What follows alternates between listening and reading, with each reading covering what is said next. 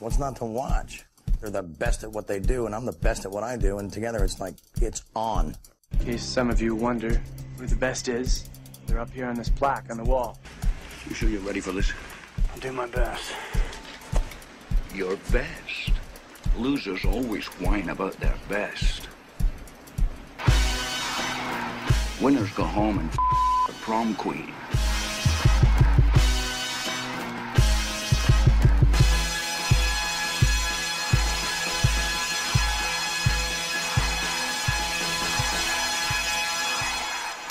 Here we go, boys and girls. It's the best soccer show, North American Soccer Network, NASN.TV. It is Wednesday. That means we are live. We are on video. We are dressed to the nines. So random. I swear we did not both say, "Hey, let's wear a jersey tonight." Because I don't think I've ever worn a jersey on the show before. The only time I've ever pulled it out. The only time I've ever worn it. That's Jared Dubois, by the way. I didn't introduce you like I normally do, but the only time I've worn a jersey on this show previously was the Portland Timbers jersey, which the team was kind enough to send me. Guess following suit, are we? Guess why I'm wearing the Chicago Fire jersey right now. Go ahead and guess. Hey, I gotta pay back the favor, so to speak. I'm not sure it equates necessarily, but here you go. This is what the Fire jersey looked like. Everybody, go pick yourself one up. And then if you want to send me some free stuff too, I'd be happy to wear it. Thus, I'm wearing something I bought myself. Oh, poor Jared. That's a good looking jersey though. Speaking of poor Jared, Jared had to spend Valentine's Day in urgent care last night. My kid was sick. I saw the tweets and I was worried and I wasn't sure what was going on. No, nothing that big. I mean, my boy's a little bit sick, so you might hear him in the background at some point tonight. But so today I had to spend the first part of the day at home before I went to work, staying with him a bit, and I watched Die Hard. Okay.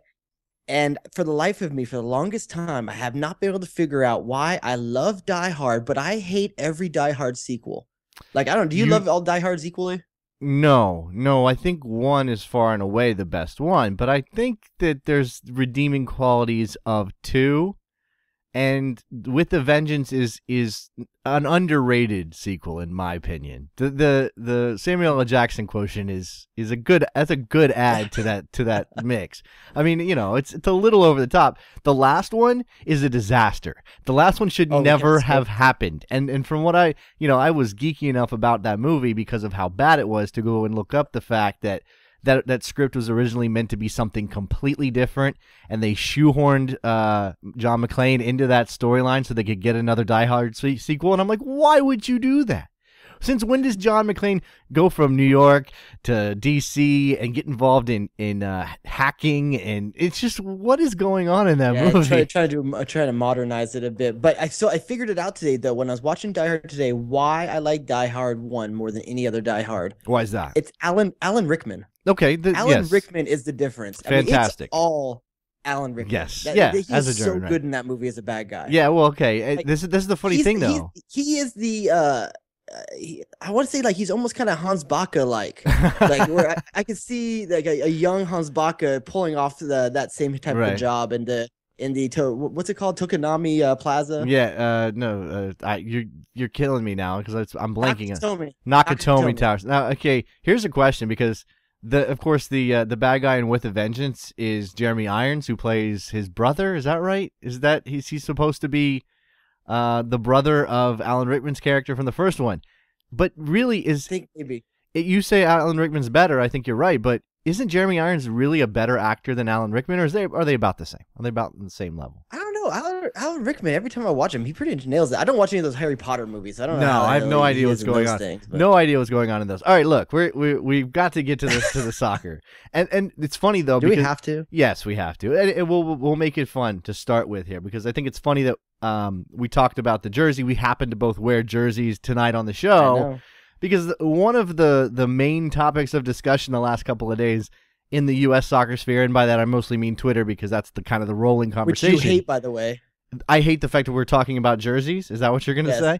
No, I don't hate the fact that people care. I just hate the fact that people get so worked up about leaked designs, which no one knows if they're legit or not. Nobody really knows if Nike is. Dude, it's just soccer, the world of football. People get mad when people I leak know. about trade rumors, signing rumors. It's Okay. what we do. No, okay, that's right. All of that is part of it, but I think soccer has the freak out over the uniforms market cornered, right? That is soccer's thing, and it's as much a thing in this country as it is everywhere else. People just freak out. There are so many sites dedicated to football kits and soccer shirts and football shirts. Soccer kit culture is very similar to basketball, like sneaker culture. It's a little I think like those that. are pretty much on par with each other. It's like that, but the thing about sneaker culture that is those they put out a pair of sneakers. Okay, that's you can go buy those. Anybody can go buy those. They're worn by different players all across the league or not, whatever the case may be. But the soccer jersey is a specific thing to each team. And if you happen to care about the team, because everybody's got an opinion regardless of if they care about the team or not. The new supposedly new Manchester United, Arsenal, and Barcelona kits were leaked at the same time as this USA leak apparently happened, and people were freaking out over that. And it had nothing to do with whether or not they cared about Manchester United or Arsenal or Barcelona. They just wanted to have a commentary on those jerseys. I don't like this look, and why did they do this, and what's going on with the picnic table design for United. People who hate United, or not even hate United, are ambivalent. Because if you hate United, fine, slag it off. But if you if you don't even care either way about that team, why do you have to have an opinion about their jersey? I don't know. It's just me. It's hater culture. It's not just like sport culture. It's hater culture. Everyone loves to be a hater. Yeah. And I was hating on some of these looks that came out. Now, first of all, we don't know if A, they're true, B, they're false. Well, that's what I'm saying. I think the that's red why and white the freak horizontal outs. stripe. Yeah. Oh, I think the red and white horizontal stripe one, I think that's kind of, everyone knows that one might actually be coming out, the home one. Okay. That one's been around for long enough and not been discredited much. Yeah, the leak dropped a couple months ago, and people kind of went through the cycle, and everybody had an opinion about it. I'm a little, I'm not sure about that one yet. It's candy cane. It's barber pole. But it looked so tame in comparison to the away one that was rumored to be it was floating around the last couple days. The first one, which I told our boy Zach the Ginge, I said it looked like U.S. Soccer and Xanadu did like a spin-off like kit look or something. It's like princessy. No, you know what it looks like? You know what it looks like? It looks like the cover of a Trapper Keeper is what it looks like. Very good. It's there like you go. Yeah, I like where your head's if you were that kid that went and got the USA themed Trapper Keeper back in 6th grade, that's probably what it was like. The stars are all faded out. It's very like early 90s. Doesn't it feel like early? And then maybe that's the throwback element to 94 kind of, and the denim kits. 94, yeah. I mean, I guess that's the idea. But then that leak was superseded by another leak, which is this vest thing with the sash still involved, which everybody's got an opinion about that one too. And I don't know if they're legit. I said on Twitter, I'm going to reserve my judgment until they're official. I'm going to wait on Nike because I just don't feel like wasting the emotional energy to care about something that might not actually be what they wear. So then in turn, after you take that stance, I make you talk about it on this show. Well, I mean, it's fine. It's fine because people are talking about it. With Trevor just put in Trevor just put out that we should have there's coming soon to NASN Kit Nerd Daily, but that's Mal's territory, and I'm not even going anywhere near kit nerd stuff because I'm not that guy that cares so much. I have like 2 or 3 kits in my closet. I got a Galaxy and 2 US, I think, and that's about it. Like, there's people out there that go really crazy for it, and more power to you. I mean, everyone collects something. Sure, collect it all. Collectibles. I mean, it's whatever. I collect notches on my belt. Yeah, I mean, people do baseball cards and stuff like that. It's a little different. It costs a lot more to be a kit collector than it does a lot of different things, but I guess, I mean, if you really care, it's just that, we burn through these so fast. And this is Nike's MO, right? You put out one every couple of years, you wear it for a couple of years, and then it goes away and everybody forgets about it. Or the people that bought it trot it out and everybody goes, oh, I remember. I'm looking at you right now. I remember when they wore that one. I remember when, Feilhaber scores the goal in the Gold Cup final. That was a okay, or a good jersey or whatever. But it's too in the past now. It's so far. It seems so long ago. I get that, but to make the argument about, or the topic of talking about these kits a little bit relevant and a little bit real world, right? I find it somewhat, I don't know, symptomatic. I don't know if that's the right phrase or not for this, but there's like our kits have no a theme or right. no history There's or there's no consistent thread image, running through it. Yeah, I think that's very indicative of the style of play of the U.S. as well. I mean, seriously, we don't pick anything and stick with it. Okay, so I think that's one of the issues. Would you prefer? This is one of our boy Brian Strauss has this thing too. He likes the fact that Argentina has an iconic look and Brazil has an iconic look and the Netherlands have an iconic look. Are you one of those people who thinks the United States needs to pick something? I mean, it's on Nike now to pick something and stick with it. And have that theme that runs across the years? Do we need to become an iconic look team? A consistent gimmick or anything like that. But the sash. Could the sash be it? Could the sash be like the sash? Okay. Here's the thing. I like the sash. Obviously, as a Galaxy fan, I've been accustomed to the sash, and I like the way that Nike's done the sash at the U.S. national team level. If that's what it's going to be, that's cool. I don't think many national teams out there are rocking the sash. I think maybe Honduras. Is it Honduras rock the sash? I don't know. One of the South American teams, maybe Peru. Does Peru rock a sash, like a red sash? Possibly, yeah. I think a red one. I think they red and white. Yeah. Yep. But so there's not that many out there that do it though. The fact that it's just not easily on the tip of our tongues is kind of indicative of that as well. But I think there does need to be something out there that even pop culture in the US, when they see it, they go, "Oh, that's a US soccer jersey, or that's a US national team thing." Right. I see that every 4 years. Okay. I mean, I don't have a problem with. That's the thing. I'm so ambivalent about this. I hate to be that guy, but. Do I think it would be cool if we had an iconic thing that went through all of the different jerseys that they wear? Yes, absolutely. I don't think we're going to end up with a Brazil or an Argentina or a Holland situation, although Holland kind of mixes it up a little bit. It's just about the colors.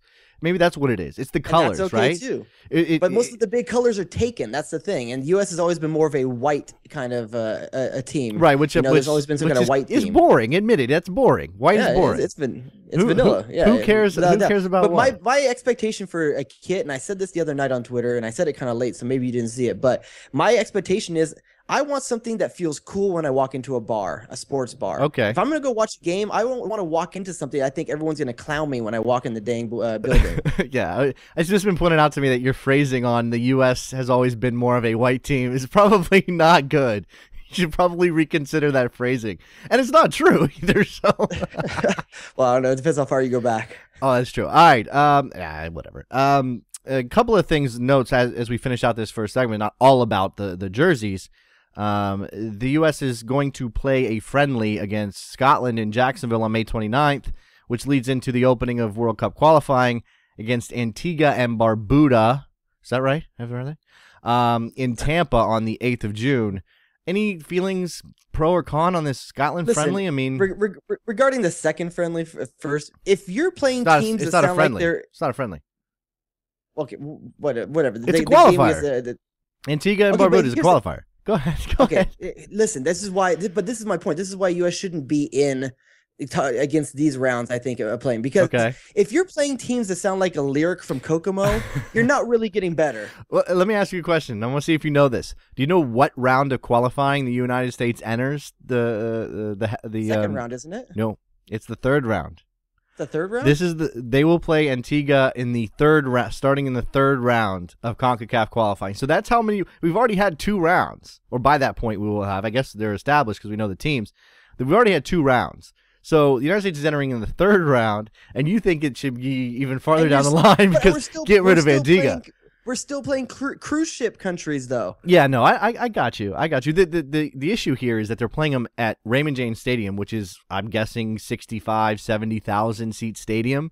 Why are you playing Antigua in a 70,000 seat stadium when you could just as easily go, I don't know, any of the numerous small MLS stadiums that exist now, or go up to Carolina and Blackbaud? We're playing a dangerous game too, because if there's any one place conceivably in the entire country that might have some kind of support for this, it would be a waste of it would be Florida, wouldn't it? But somebody, and I can't remember who this was, it was one of the journalists, tweeted out that Raymond James Stadium could hold about 75% of the population of Antigua. Barbuda. So, I mean, I think the chances that they're going to show up with a large contingent is small. Grab. It's the world's worst money grab. Is it though? Is it a money grab, or is it saving money because maybe they got a good good rate on the stadium. I don't know. What bothers me is it brings back all the topics about, is this U.S. Soccer saying that they're investing in the game in Florida? The people in Florida grasping at straws, saying maybe they're going to play in Jacksonville, they're going to play in Tampa. Maybe this means they're coming to MLS is coming soon. I feel like it's the old yeller, man. Let's just put a bullet in Florida and tell them to make it quick and make it easy and say, hey, it's time to go down, boy. Right, absolutely. All right, let's take a break. When we come back, we will continue along with the best soccer show, North American Soccer Network, NASN.TV. Don't go anywhere. We are live on a Wednesday.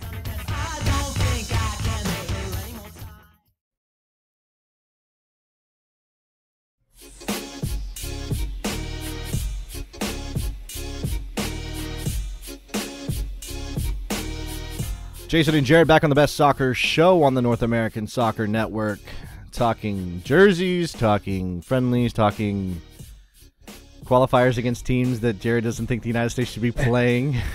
Antigua, Barbuda. Ooh, baby, I want to what? No. Let's talk about this other development happened today, and I got to credit. Oh, wow, that was not good. My board just went nuts there. Jonathan Tannenwald, the goalkeeper from Philly.com and the Philly Inquirer, is that right? Tweeted today that he made an appearance on the French language show out of Montreal, Soccer Plus, and gentleman Philippe there apparently told him, or this came up in discussion, that let me get this right, Jared. This is complicated. Fox went to FIFA to put pressure on MLS to get MLS to switch seasons. Explain to me, and now let's figure this out here. I have no other details, so I don't know. First of all, why? That's a very good question. Why does Fox care that much? Because FIFA's had so much success in getting MLS on the international calendar already. Not only that, there's always been pressure from FIFA in some small way. I mean, I don't know what other kind of pressure they can really put on MLS, so that's out there too. But the why is what's bothering me here. Why does Fox care so much? Is Fox really at their highest levels of soccer coverage, their executives, are they really as committed to the idea that MLS can succeed or will do better on a European schedule than they do now? Is that really what we're talking about here? I doubt their investment is necessarily in MLS. I'm sure their interest is somehow being able to tie their MLS branding, MLS broadcasting with EPL, it's Serie A, the other stuff they have going on Saturdays. Perhaps something to do with the World Cup down the line. I mean, what the hell was Fox going to fill their summer with then? That's a good question, and I'm having trouble just trying to figure out what Fox's motivation in this would be. Now, we had heard this, not directly and not stated in this manner that it was Fox to FIFA to MLS, but we had heard this from Eric Winalda when he made his speech at the Soccer Coaches Convention in Kansas City. He said that, and he may have even said it on our show and various other shows, his own podcast. He said that Fox went to MLS and said, we will give you all the money in the world, whatever that means, or however much money he was talking about, to switch if you switch your schedule. And it's even at that point, it wasn't really clear why Fox was so invested in this idea of going to a winter schedule. Because really, that's the key here, is that you be playing through the winter. You be playing at least some winter months. You can't avoid it all. You can take a break. You can do a Germany, but you can't avoid the winter in the United States, and Canada, and you just can't. So part of me wants to believe that Don Garber caught wind of Fox going around him and going to FIFA, and that he's just so dang gangster that he was like, I'm gonna take less money just to screw you out of this. That's the other thing too, is it's the timing. When did Fox do this? Was Fox doing this before the television contract negotiations, which ultimately didn't work out? If you remember, they signed a 1-year extension to stay on Fox Soccer Channel before they eventually ended up with NBC. So they did the same thing last year too. Well, that's what I'm saying. Last year they signed the 1-year deal. They were on FSC for 1 more year. It ran out. Now they signed with NBC. The question that I have is, when did they go to FIFA last year or this year? When did this supposed pressure through various channels happen? When did Fox go to FIFA? Did they go to him before the contract? Additional question regarding this. Additional question would be, if FIFA pressuring you isn't enough, Sepp Blatter pressuring you isn't enough, Fox Soccer pressuring you isn't enough, and Klinsmann pressuring you is not enough, what is ever going to be enough for MLS to switch, if anything? That's a good question. It's gonna all have the to factors around MLS, all the Right. surrounding international and media are seen to be pushing MLS to go When a the- different way, when- with the exception of NBC, obviously. Okay, when the average temperature in Toronto in February goes up by 12 degrees, maybe that's when it happens. I don't know. I mean, I think that eventually MLS may see it in their benefit to switch. I still, I would have to be convinced that it's not going to cause major problems. I have my biggest problem with this because look, I like the idea of having windows that match up and players being able to move back and forth across the Atlantic easier, which I think is one of Vinalda's big things. I like that idea. I'm not even against winter soccer necessarily. My only problem with this is that you've gotten to this point 16 years in where now your average attendance is 17,000 people a game, and you've gotten decent television contracts because you've built up this game, this product, and MLS has managed to hang on, because that was the biggest concern, is that the league wouldn't hang on. And then you want to say, all right, you know what?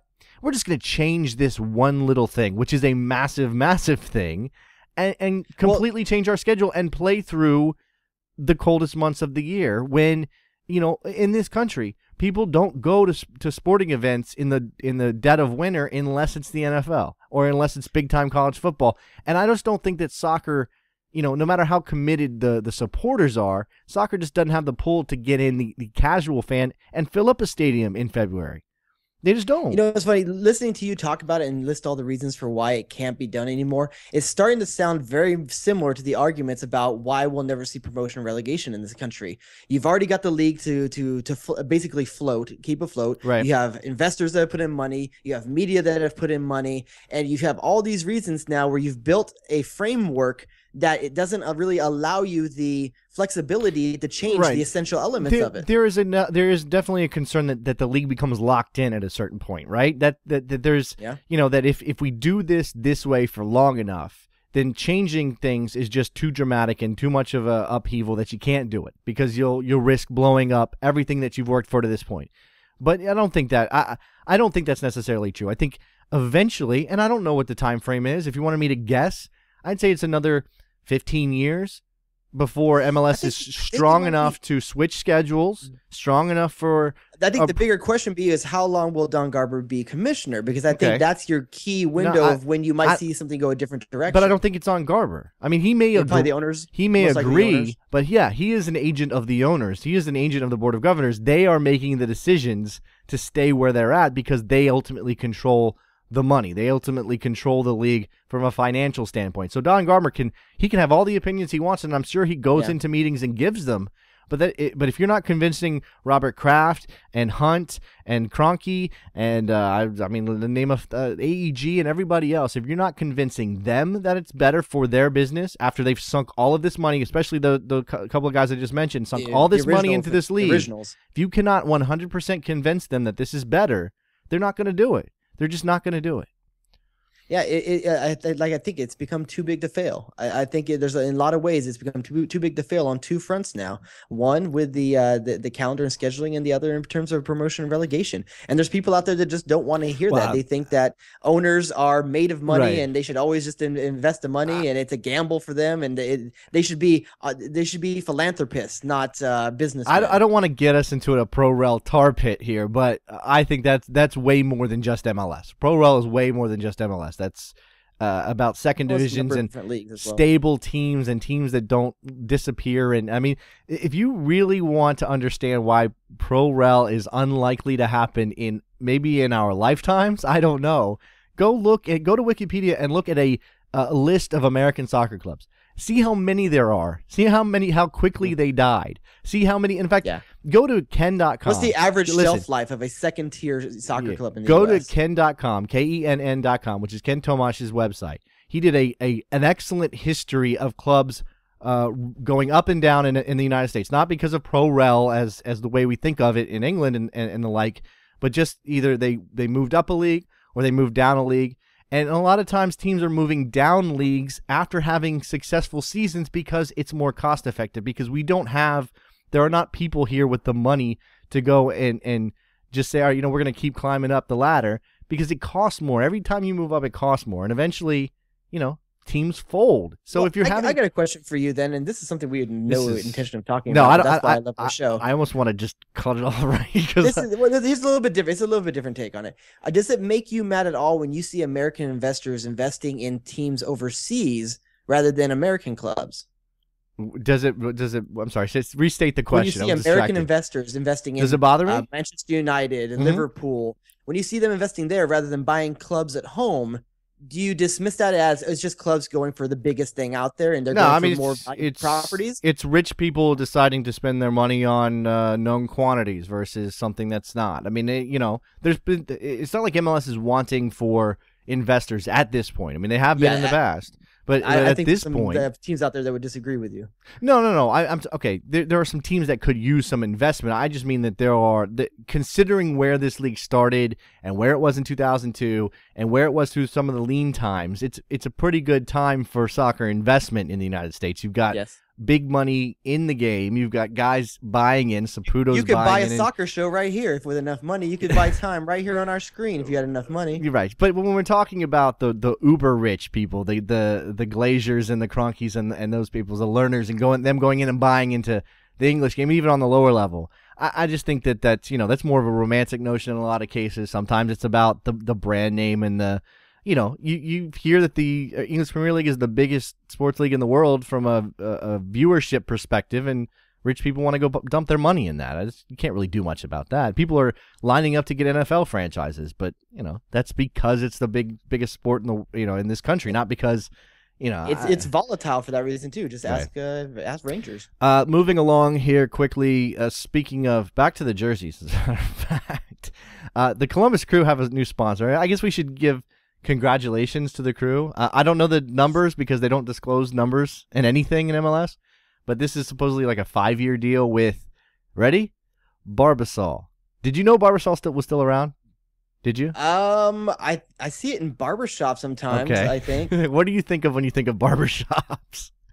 I think of old people. Yeah, you kind of think old and just past their prime, that kind of thing. Barbasol, big name brand in this country for a long time. Not so much anymore, although I guess picking up steam. I don't know.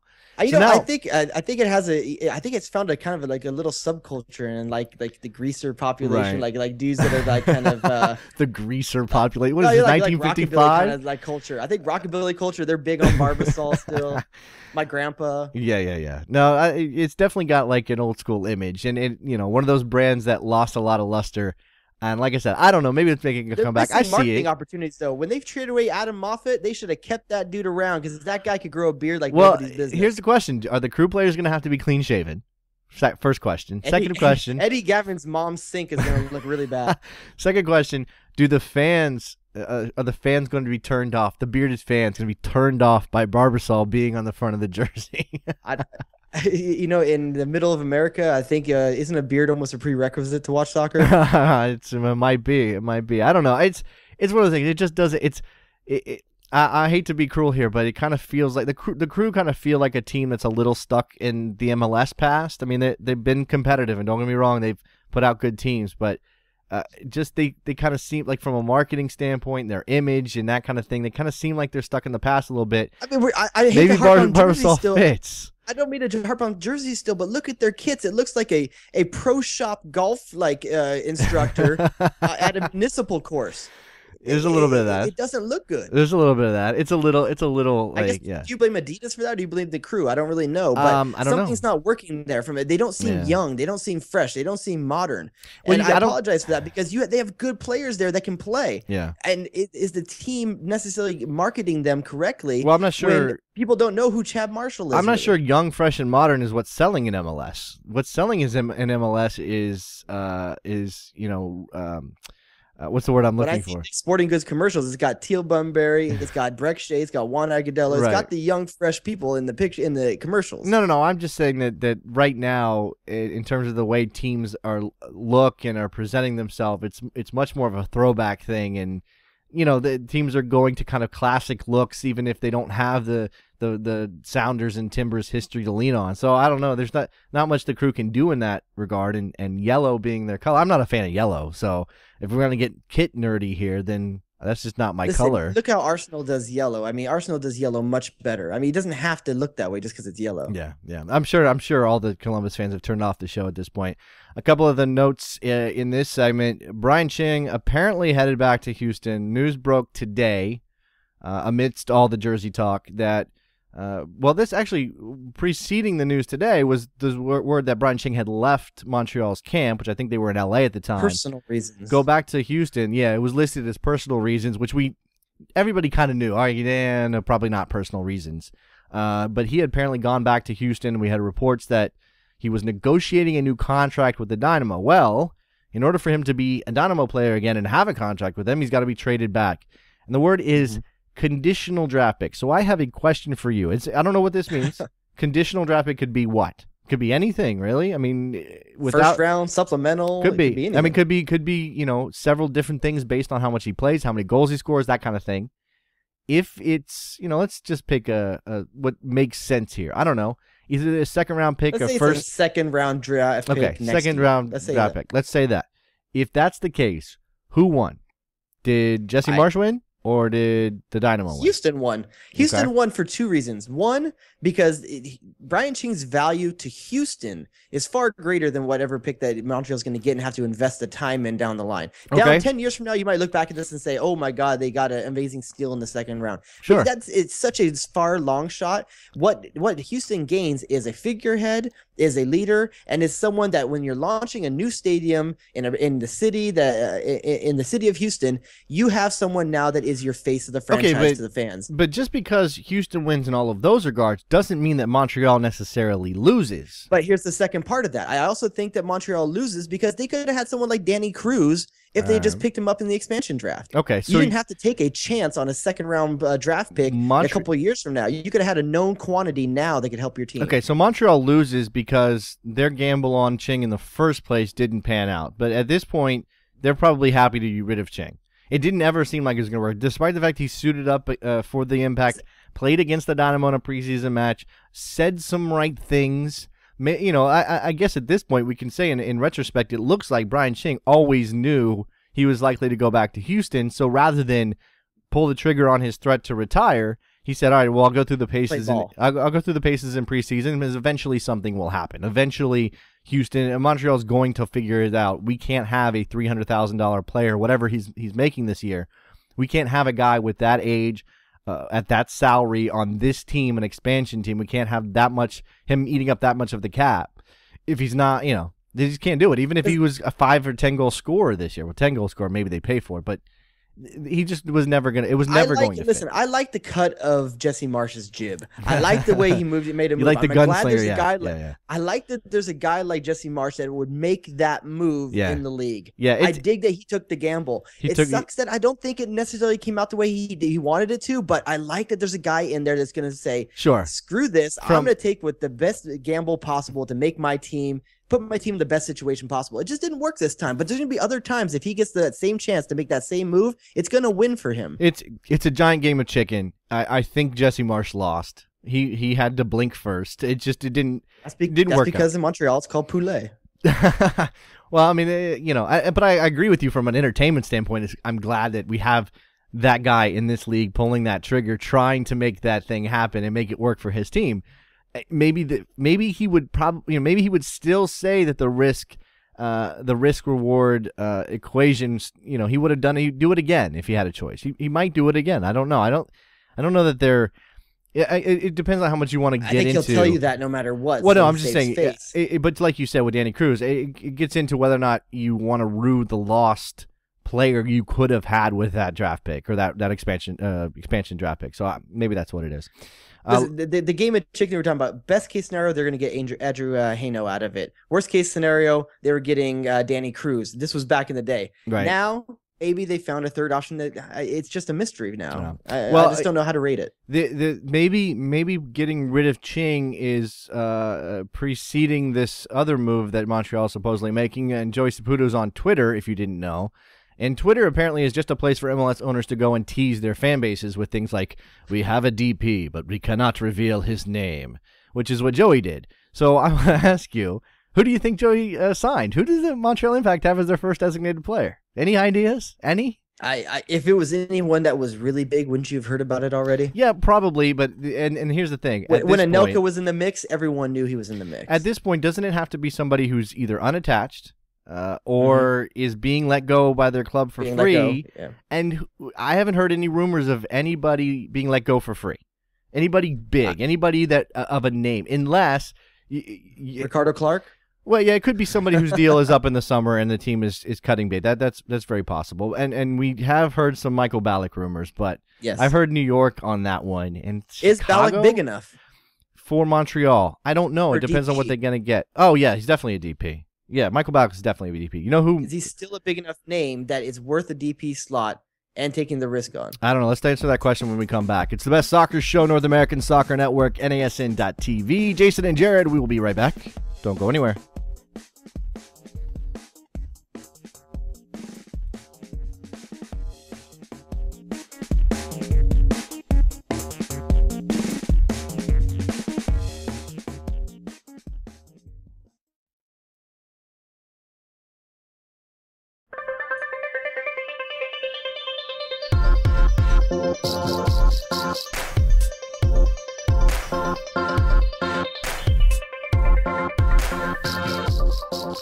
Jason and Jared back on the best soccer show on the North American Soccer Network, talking German people, German players who may or may not. German and French, like in the same topic. That's a really, really unfun topic. German and yeah, that's it's kind of an odd pairing. I don't know. It's not that big of a deal. But you asked the question: is Michael Ballack a DP? He's definitely a DP. If he comes to MLS, he's definitely a designated player. You're not paying Michael Ballack less than DP money to come play here. I'm just saying it's a risk with the injuries he's had. Sure. Yeah, I think that's absolutely true. That you do take a risk if you sign Michael Ballack. That he could be in and out of the lineup, that he might not hold up to the rigors. The thing we always forget about is travel, and that can definitely affect guys with knee injuries. Here's what I don't like. Canada is mocking the U.S. by bringing in Torsten Frings, and then if Michael Ballack comes in, Torsten Frings handball keeps the U.S. out of the next round of the World Cup, and Michael Ballack scored the goal in that game. Yeah, because you know that Toronto and Montreal are colluding to piss off the Americans with German signings. Yeah, that's definitely, Joey Saputo, he called up those guys. Can't beat us. The other guy that's rumored to be coming, and this would be a loan situation, and he's all over the English press making noise about, is David Bentley, who needs a kind of a reboot on his career. He wants to come to MLS. He wants to do a loan deal. I don't know. I haven't heard specifically any teams mentioned.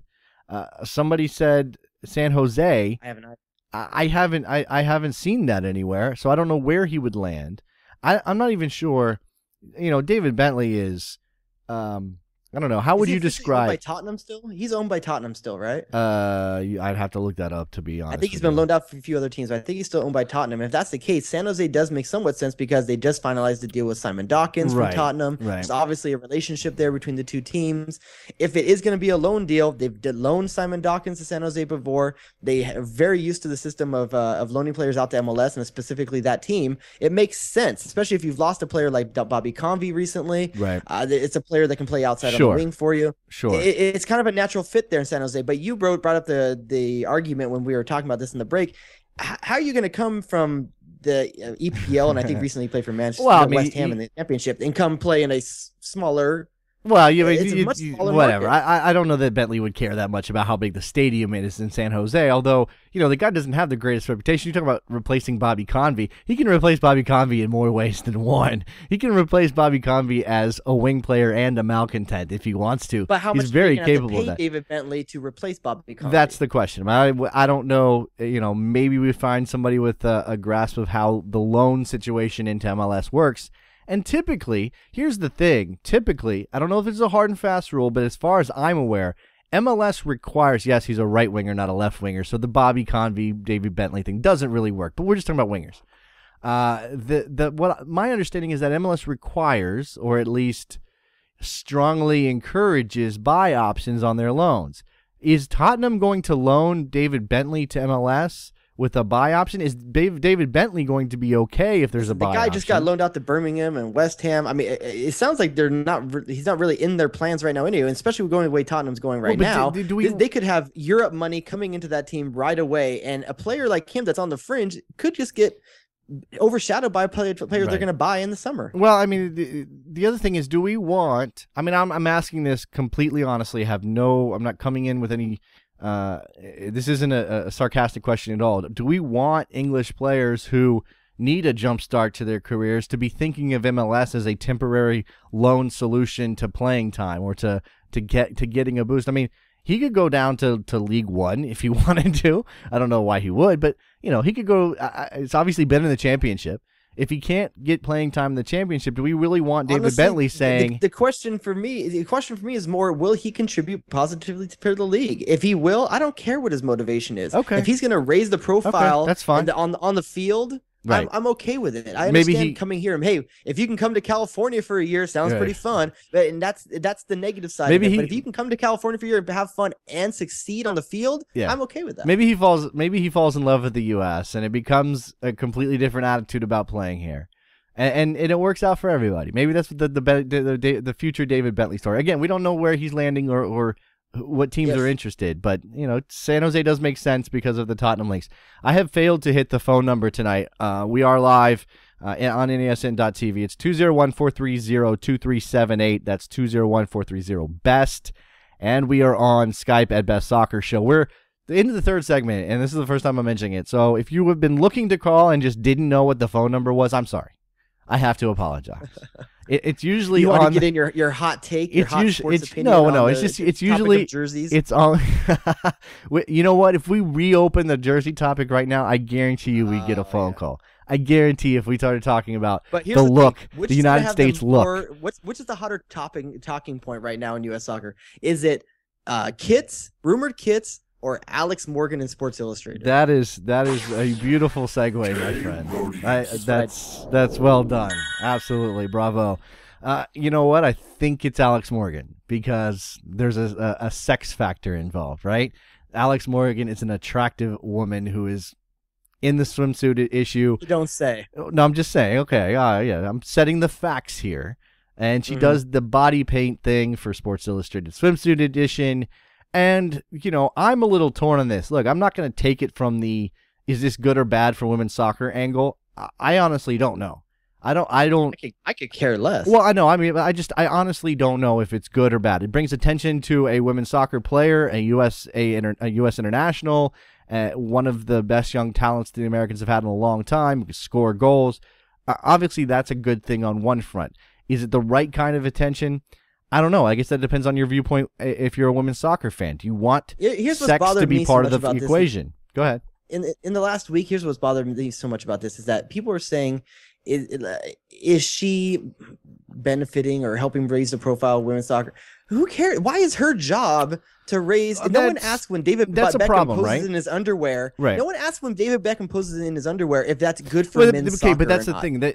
There's obviously a double standard here. The men's game, maybe in this country, but generally speaking, not doesn't need any extra boosts by the hottest players doing things like David Beckham does, and obviously, the majority of sports fans are men, and therefore it's not the same kind of situation. The dynamic is completely different. So when you have Alex Morgan going to pose in the swimsuit edition, it's going to bring up all of these various things that happen around women's soccer and whether it's good to use sex to sell that game or not.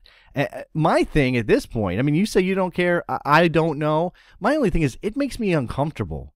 I don't know. Maybe I'm weird.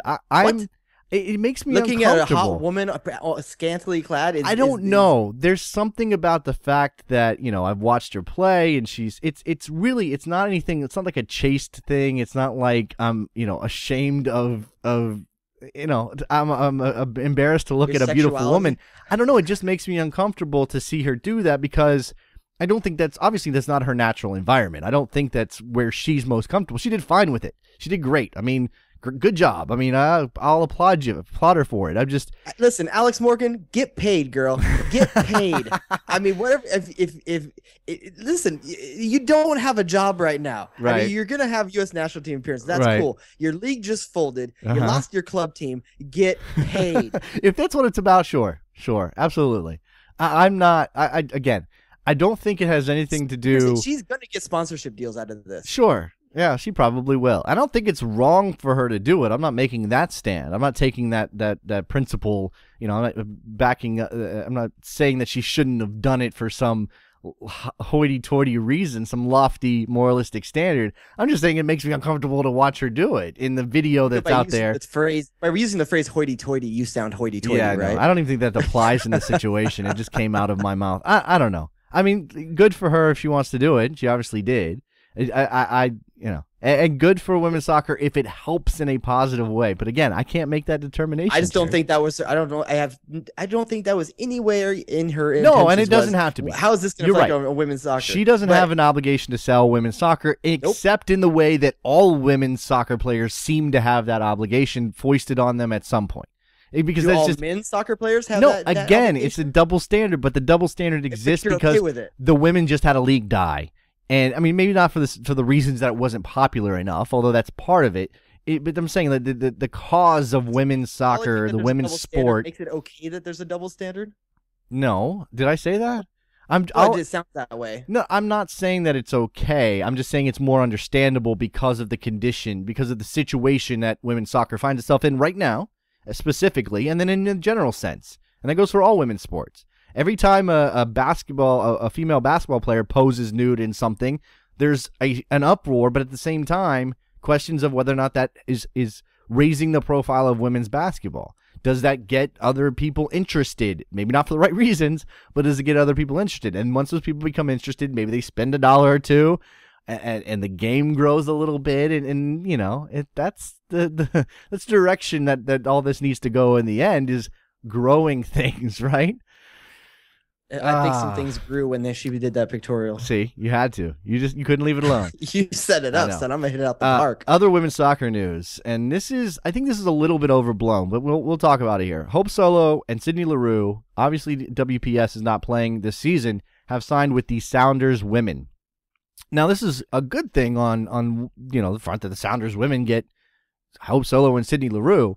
The factor that I think most people are missing, and I'm sure Jeff Kassouf on This Week in Women's Soccer will talk about it or has talked about it, is that they're not going to play very much for this team. They're going to play like 3 exhibitions and 3 matches. It's going to be like a total of 6 games because they have national team duties. It's good for Cascadia soccer, though, in general. It's a nice, high-profile 2 names getting out there that, honestly, Seattle Sounders can now attach their branding to. Sure, and that's the thing. The Sounders women and the Seattle Sounders MLS team are connected by branding. They're not necessarily connected in a lot of other ways. They're sharing a name. The Sounders women, I don't know what their name used to be, and I apologize for that. I know that's a fairly new thing that they're called the Sounders women. So that's bringing them together, but they're not the same entity. It's not like, and I even saw the headline today. The headline, maybe it was Fox Soccer, and I'm sorry. This is shady, Fox Soccer. You shouldn't be doing this. The headline said Hope Solo signs with the Seattle Sounders. Now come on. Why would you just be a little clearer? You don't. I mean, because there are definitely people in this country who think Hope Solo could play. It couldn't be a team that didn't already have a goalkeeping controversy either, huh? Right. So I don't know. It's an interesting development in that in the women's game, but I don't know exactly how much it means. It's cool though because Hope Solo's from Seattle, Sydney Leroux's from Vancouver, so they're both Pacific Northwest girls, and they get to go home. Yeah. Phone call from the 214. Who's this? Hey, this is John in Dallas. Hey, John, what's up? Hey, guys. Did you happen to see Jurgen Klinsmann's interview with Alan Hopkins, that aired today on USSoccer.com? I saw portions of it. I'll admit that I was distracted by a toddler, so I didn't get to pay that close attention. I know some of the things he talked about. Specifically, what are you referring to? Well, I liked a lot of it. I mean, I was greatly encouraged, but I'm a fan of his to begin with. But I mean, he talked holistic approaches. He talked about nutrition. He talked about, the formations. Basically, he was very agnostic about the formations he's throwing out, which is fine.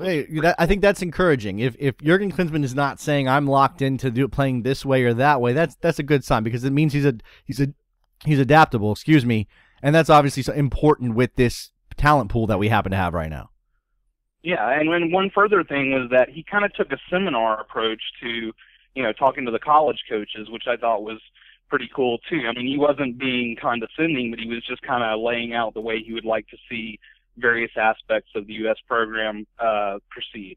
Okay. All right. Well, I'll have to go back and take a look. It's just not knowledgeable enough about that particular video. Thanks for the call, John, to comment on it now. But I do need to go back and watch it. Jared, you should definitely watch it. Is it a different one than he did a few months ago? Yeah, apparently this is a series that they're doing, and Alan is the one doing the interviews on a regular basis. So this is different than what happened in Kansas City.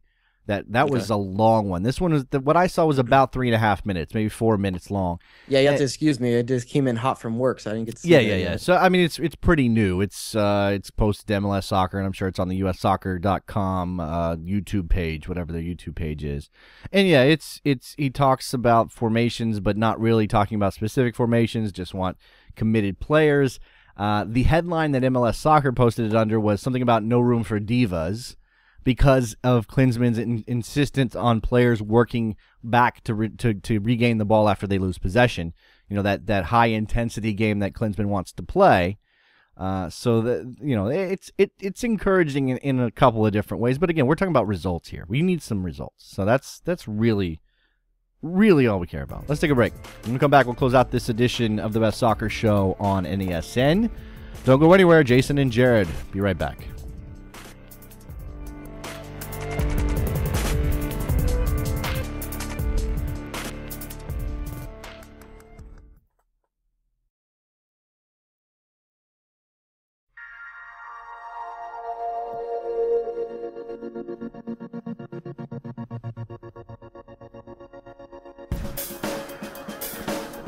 Jason and Jared back on the Best Soccer Show, closing this edition out. It is Wednesday, February 15th. I always do the date check in the last segment. I don't know why. I have no idea why I do that.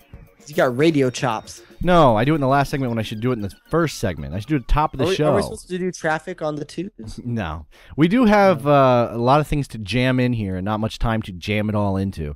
So let's go quickly. First, let's thank Tyler for his email, De Facto Phil for his tweet, and we're going to get to Nate's tweet here, because it's fun. Pick your poison, Jared. You ready, Jared? It's a pick your poison, and I know you love pick your poisons. I guess this is a more 80s. So the okay more with that. 80s. That's in my wheelhouse. And I'm pretty sure we've mentioned one of these movies. I don't know if we mentioned the other one. It's a classic. The two movies are Better Off Dead, which is an 80s classic. Can't beat it. John Cusack. Or Real Genius, which, again, we've talked about on this show. I think that's an underrated 80s movie, but, God, I don't know, man. Which was more 80s is the question. Which was more 80s. Doesn't necessarily mean which is better, right? Which is more 80s. Exactly. That's the way I'm taking it. Which is more 80s. And so which is more locked into that time frame, that decade. Which is more locked in. Which I'm saying has to be Real Genius, and here's why. Because the science and technology that's on display in that movie it's a good point. Is super outdated now. That's a very good point. I think you're right. I think it is, but in terms of the SR-71 like jet in that movie, is there? I don't think that's really in commission anymore. As an Air Force brat, that was my favorite my second favorite airplane, the SR-71 Blackbird. And plus, here's the other reason why it's more 80s. Val Kilmer's funny. In the 80s, Val Kilmer was funny. In the 90s, Val Kilmer became really serious and full of himself. Yeah, that's true. Other news and notes, Donovan is Everton's Player of the Month for January. So that's 2 loans, 2 Players of the Month in January. I mean, yay! Fantastic. Congratulations. He's the man in January. Too bad he's never season in MLS in January. Too bad he can't, hang around and make it February and March and April. 5 assists in the month of January for Donovan. Justly deserved. And for the second time now, he has just brought that team back into the hunt for not just not necessarily Europe maybe this year, but at least just out of solidifying battles. Solidifying their season as a mid-table team, which Everton, considering their budget and everything else, that's where they are usually going to end up, or they should end up. And when they go through these lulls, and who knows, maybe Everton would have come out of it without Landon Donovan, but he certainly helped. 5 assists in the month of January, wins him player of the month. It's like Neil Patrick Harris in the Harold and Kumar movies. It's like my favorite part of those entire movies is just the pops where he joins in. Right. He makes the movie better for a short amount of period of time. Number 2, Eddie Johnson. Okay, the rumor before we started the show was Colorado. That rumor apparently is dead, according to Steve Goff of the Washington Post, who said EJ is exploring his options. How does Ed Johnson, and let's go with Ed Johnson, how does Ed Johnson have options? Explain that to me. He's got an option. Retire not play. or just be rejected for the rest of his life. I mean, we had the aborted MLS attempt, and then he bounced around Europe trying to catch on somewhere. He ends up in Mexico. That doesn't work out. Now he's back trying to get into MLS, or possibly trying to get into Colorado was the team. I mean, you got Connor Casey, you have Omar Cummings. Yeah, but he's going to be down to the depth chart even if he came on. I don't know. They need cover. They need cover there. Connor Casey was injured a lot of last year. They did also they lost Fullon, I guess. And they is Fullon gone? So I mean, there's some turnover there. They traded Matt Conji, so there's some room there. I don't know exactly how. Is Eddie Johnson the answer to any team's problems at this point? Ed Johnson is probably not. Ed Johnson. Did he pull that move? No. Ricky Schroeder move? Did he pull the Ricky Schroeder move? This is what happened when he was in Mexico, and I can't remember the club now because it was so quick. When he was in Mexico, was it Puebla? They announced on Twitter that that Ed Johnson had arrived, or something to that effect, before they canceled the contract. They said Ed Johnson on Twitter, so we picked it up, and now he's Ed Johnson. And it's just because it's fun. Let's see. The last bit of news. We talked about Bob Bradley and what he's doing in Egypt, and it continues to be amazing. He donated 2 months' salary to the families of the victims of the Port Said riots. So, I mean, how long has he even been with that team? What, 4 months? He hasn't been there that long. I mean, I think the math works out to about $75,000. Which huge. For him, yeah. I mean, for as a percentage of his salary, he's not making Klinsmann gesture. Money. I mean, the more that comes out of Egypt, now, there's still a lot of things to be sorted out, and I don't know what's going to happen with the national team. They've asked to have their first Africa Cup of Nations qualifier because there's another Africa Cup of Nations next year.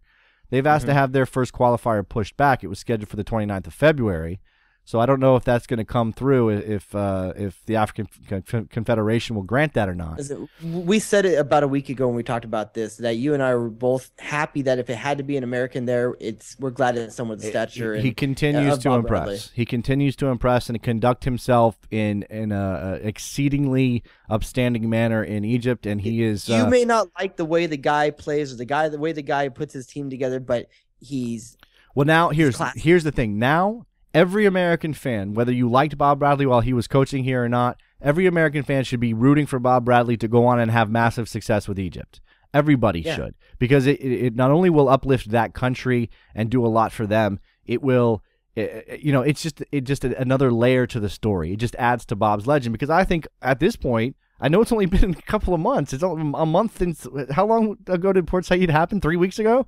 It's almost like not even that. I don't think. I mean, it's almost like Bob Bradley's already a legend there, and he hasn't even really coached them to anything. He's had 1 match or 2 matches under his belt. I think it's 1. I think it was the Brazil friendly. So how many losses before that goodwill goes away? I don't know. I mean, that you have to balance that out. Does all of this stuff that he's doing in a much more serious situation outweigh if he doesn't succeed? But then again, maybe it excuses if he doesn't have success, especially right away. It might excuse some of his failures. I mean, he's trying to talk guys out of retirement. Losses, by the way. I don't mean to presume that he'll have losses, but don't do that. All right, we're going along here. Let's hit iTunes. Please go sign up for the iTunes feed. That helps us, and then rate and review. We just hit our 100th 5-star review on iTunes, so we're going to go ahead and trumpet that a little bit. I think we're like 101 5-star reviews out of 106 total reviews. Yeah, dude, somebody. Quickly, do the percentage. I want to know. It's got to be like 90. It's got to be like 98 or something like that. 99%. We appreciate everything you guys are doing for us. We said last week, if you want to help out the show in some way, write an email, tell a friend, leave a review. Any of those things help us. Yeah, absolutely. We are obviously on Roku. We mention that all the time. Apple TV, various places like that. I want to say congratulations to the guys over at No Sarietes for getting their first sponsor. Jared is very jealous of that situation because it's a wine sponsor. But congratulations to Jeremiah and Aaron for that. All right, I think that's going to do it, right? We're done. It's another That's it. excellent Wednesday show in the books. Thanks to everybody. Thanks to John for the phone call. Everybody emails and tweets. We'll talk to you on Sunday. Bye. The best.